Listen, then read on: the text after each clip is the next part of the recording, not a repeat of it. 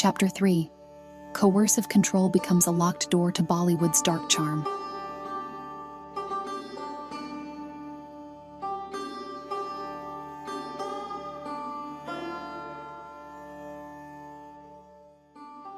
Bombay, a city of contrasts. Glitz and glamour sit juxtaposed with grit and grime, and Bollywood, its shining crown jewel, isn't immune to these stark dichotomies. The very industry that gifted India timeless romances also harbored tales of power, politics, and control. Tales I was beginning to see echoed in my own life. I was no stranger to whispers. The industry was rife with them. Stories of directors and producers wielding control over young starlets, dictating not only their roles, but their lives off the set. This world, one of glamour and darkness, now mirrored my existence. I lived in a luxurious bungalow, attended the most opulent events, wore the finest saris, yet felt trapped.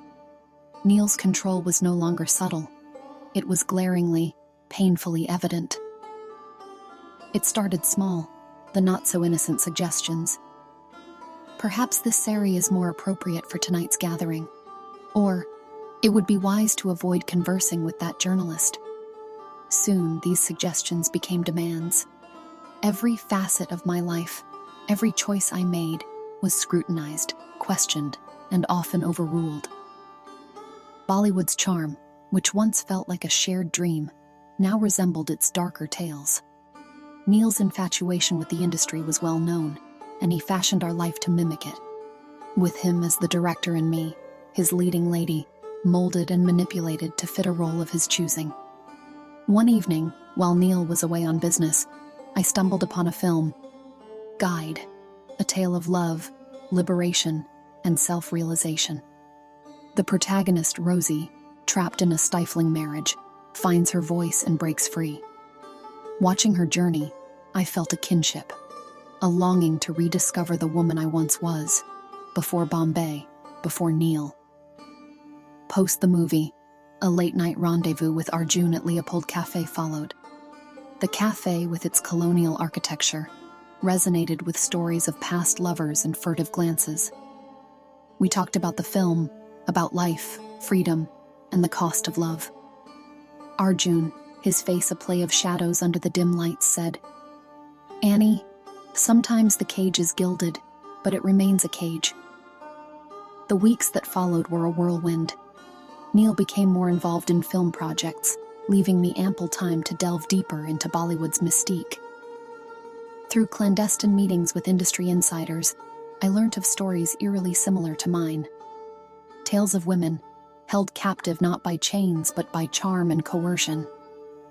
And then, the most significant revelation, a story, almost legend in the industry, of a leading actress from the 70s, a beauty with a tragic tale.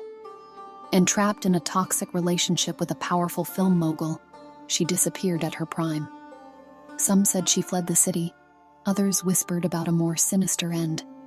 Her story was a chilling mirror to mine. Lying in bed one night, Neil's steady breathing next to me, the city's distant hum in my ears, and the whispers of that actress echoing in my mind, I knew. The price of this life, of this love, was one I was no longer willing to pay. When one imagines Bombay, it's often the sweeping arch of the Gateway of India or the pristine beauty of the Taj Mahal Palace Hotel that comes to mind.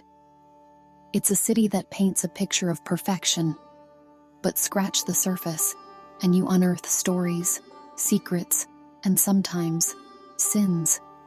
It was here in the underbelly of Bombay's high society that I realized Neil's Sigma allure was nothing but an artful facade. Neil was the man of the hour in Bombay, a foreigner who'd made it big, seamlessly intertwining with the city's elite.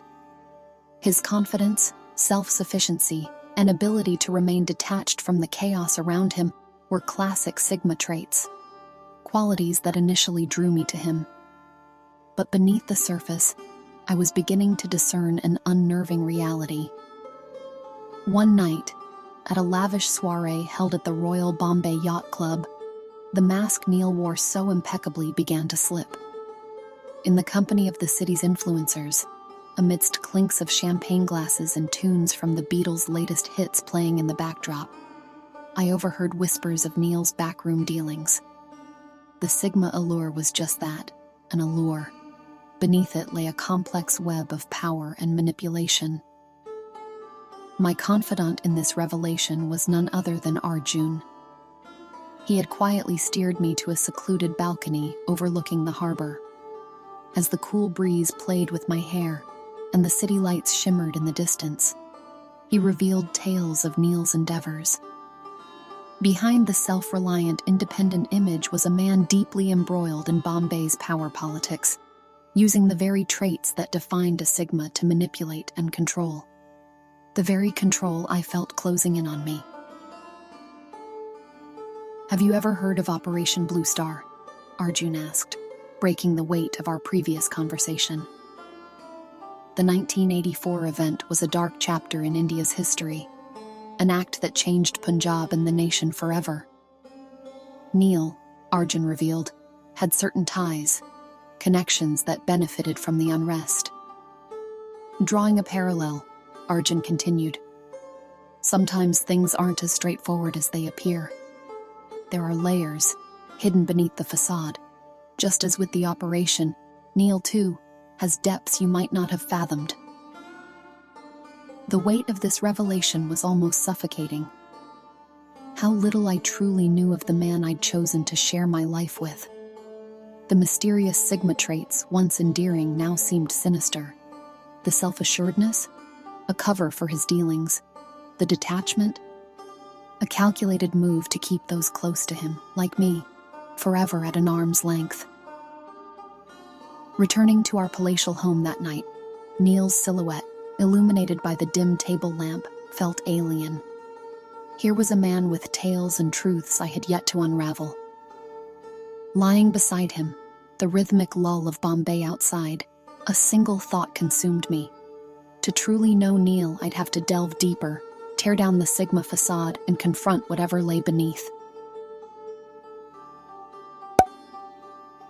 This is chapter 3 of a 6-part short story. The next chapter is chapter 4. If you like this chapter and would like to hear the other 5 chapters or more stories of love, betrayal, cheating, and candid confessions like this one, please make sure you subscribe to the Romance Diaries on YouTube.